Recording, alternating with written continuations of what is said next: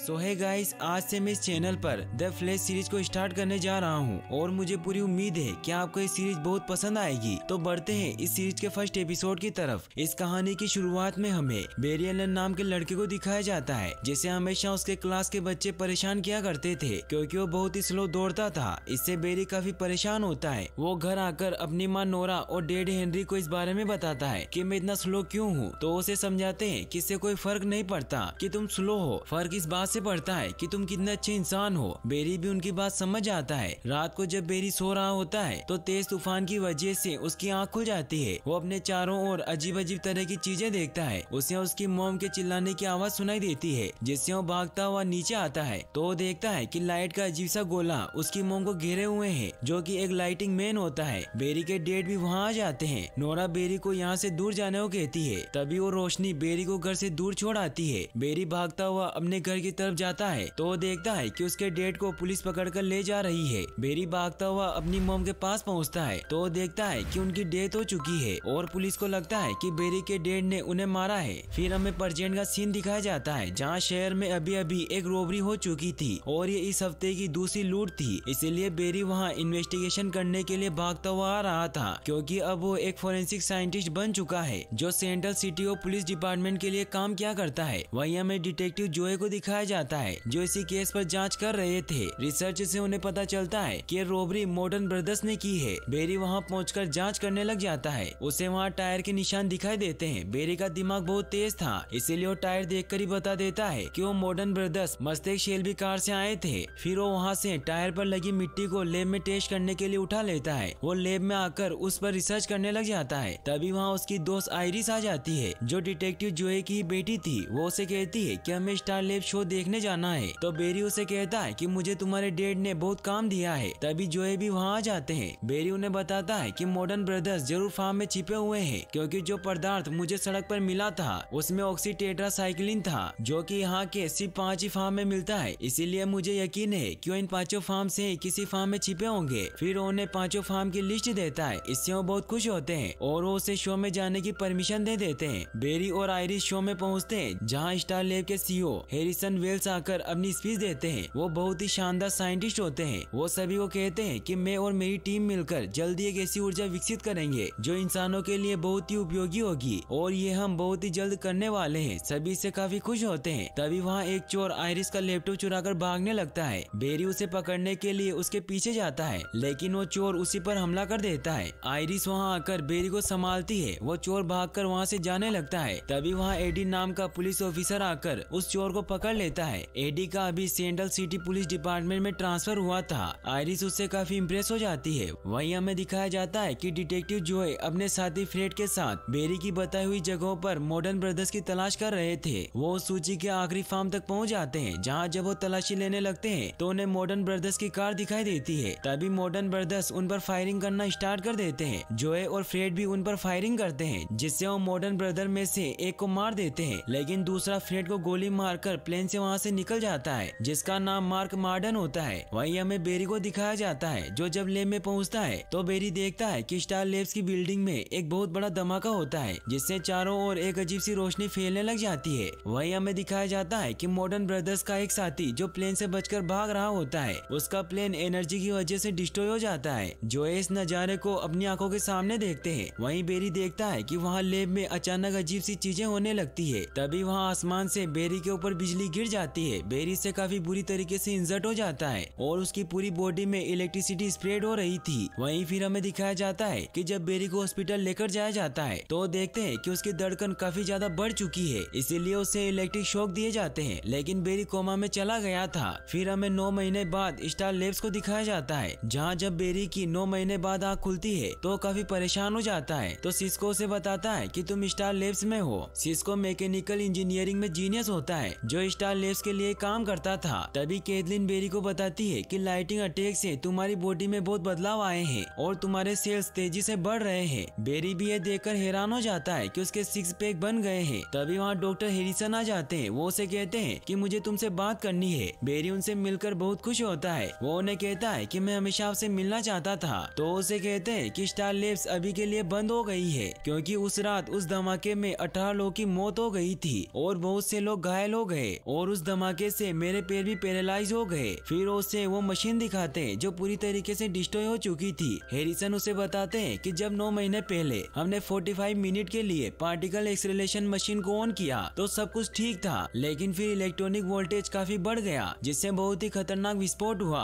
और वो ऊर्जा आसमान में चली गई जिससे स्टॉर्म क्लाउड का निर्माण हुआ और वही बिजली तुम पर आकर गिरी। बेरी इससे काफी सैड हो जाता है तो उसे बताते हैं कि जब तुम्हें हॉस्पिटल लेकर जाया गया तो वहाँ लाइट नहीं थी और डॉक्टर तुम्हारी बॉडी में चेंजेस को समझ नहीं पा रहे थे क्योंकि तुम्हारा दिल बहुत तेजी से धड़क रहा था। फिर मैं तुम्हें यहाँ ले आया। आयरिस अक्सर तुमसे मिलने आया करती थी। ये सुनकर बेरी आयरिस से मिलने के लिए जाने लगता है। वो सब उसे रोकते हैं कि तुम्हारा अभी बहुत से टेस्ट करने बाकी है, लेकिन बेरी उन्हें कहता है कि मैं ठीक हूँ। ये कहकर वो आयरिस से मिलने के लिए उसके कैफे में जाता है। आयरिस बेरी को देखकर बहुत खुश होती है। बेरी उसे कहता है कि मैं बिल्कुल ठीक हूँ। तभी वहाँ बेरी नोटिस करता है कि वो बहुत फास्ट हो गया है जिसकी वजह से उसे हर चीजें स्लो मोशन में दिखाई देने लगी है। बेरी को कुछ समझ नहीं आता। वहीं फिर हमें मार्क मार्डन को दिखाया जाता है जो बैंक में रॉबरी करने के लिए आता है। इसका मतलब ये होता है कि वो उस रात प्लेन क्रैश में बच गया था और उस एनर्जी की वजह से उसमें वेदर को कंट्रोल करने की पावर आ गई थी। वो वहाँ अपनी वेदर की पावर से अटैक कर देता है। वहीं बेरी जोए से मिलता है। सब उसे ठीक देखकर बहुत खुश होते हैं। तभी उन्हें इन्फॉर्मेशन मिलती है कि सिटी बैंक में रॉबरी हो गई है, इसीलिए वहाँ जाने के लिए निकलते हैं। तभी वहाँ बेरी देखता है कि एक कैदी गन से पुलिस ऑफिसर पर अटैक करने वाला है तो बहुत फास्ट उस कैदी को नीचे गिरा देता है। बेरी अपने अंदर ये सब पावर देखकर काफी परेशान हो जाता है। जब वो बाहर आता है तो बहुत फास्ट रन करता है जिससे वो समझ जाता है कि उसके अंदर सुपर पावर आ गई है। इससे वो बहुत खुश होता है, लेकिन वो एक कार से जाकर टकरा जाता है। फिर वो स्टार लैब में हैरिसन को इस बारे में बताने जाता है तो फिर वो सब उसका स्पीड टेस्ट लेते हैं। बेरी जैसे ही दौड़ता है तो उसकी स्पीड देखकर हैरान रह जाते हैं क्योंकि उसकी स्पीड काफी ज्यादा होती है। बेरी को भी काफी मजा आ रहा होता है कि तभी उसे अपनी मॉम के विजन्स आने लग जाते हैं जब उस रोशनी ने उसकी मॉम की जान ले ली थी। इन सब की वजह से वो सामने रखे ड्रम से टकरा जाता है जिससे उसके हाथ की हड्डी टूट जाती है। बेरी को जब वापस लैब में लाया जाता है तो कैथलीन उसे बताती है कि टकराने की वजह से तुम्हारे हाथ की हड्डी टूट गई थी, लेकिन तुम्हारा हाथ कुछ ही घंटों में वापस सही हो गया।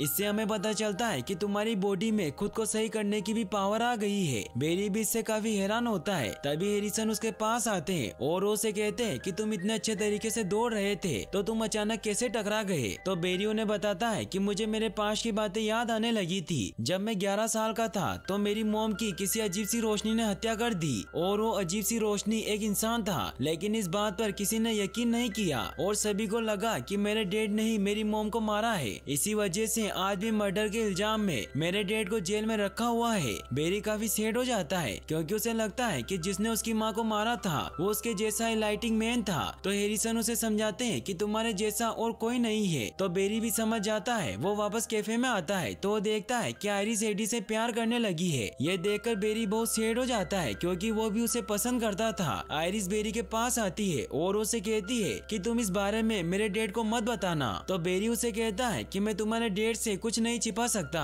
तभी वहाँ बेरी देखता है कि मार्क मार्डन पुलिस से बचकर भाग रहा है। वो उसे पकड़ने के लिए उसके पीछे जाता है। वो फुल स्पीड में उसकी कार के पास पहुंचकर उसकी कार में बैठ जाता है। मार्क उस पर फायरिंग करने लगता है, लेकिन तभी बेरी उस कार को पलट देता है। बेरी बाहर निकलकर मार्क को रोकने आता है, लेकिन तभी मार्क अपनी वेदर की पावर से बेरी पर अटैक करता है, लेकिन बेरी उसके वार से बचकर दूर चला जाता है। थोड़ी देर बाद वहाँ पुलिस भी पहुँच जाती है। बेरी जोए को कहता है कि मुझे पता है कि ये सब मार्क मार्डन ने किया है, जिसमें स्टार लैब में ब्लास्ट होने के बाद से वेदर को कंट्रोल करने की पावर आ गई है। लेकिन जोए उसकी बातों पर यकीन नहीं करते क्योंकि उन्होंने अपनी आंखों के सामने मार्क मार्डन के प्लेन को ब्लास्ट होते हुए देखा था। बेरी उदास हुआ वहाँ से चला जाता है। तभी एडी वहाँ जोए के पास आता है और उन्हें कहता है कि बेरी सच कह रहा था क्योंकि मैंने जब उस रोबर का स्केच बनवाया तो मार्क मार्डन ही था। इससे वो दोनों काफी परेशान हो जाते हैं। बेरी हैरिसन के पास जाता है और उन्हें कहता है कि आपने कहा था कि मैं इकलौता मेटा ह्यूमन हूँ जो उस एनर्जी की वजह से इन्फेक्ट हुआ था, लेकिन ये झूठ है। तो उसे बताते हैं कि उस दिन जब वो डिवाइस ब्लास्ट हुआ था तो अनजानी ताकत हमारे शहर में फैल गई, जिससे पता नहीं कि तुम्हारे जैसे कितने लोगों पर इसका असर हुआ होगा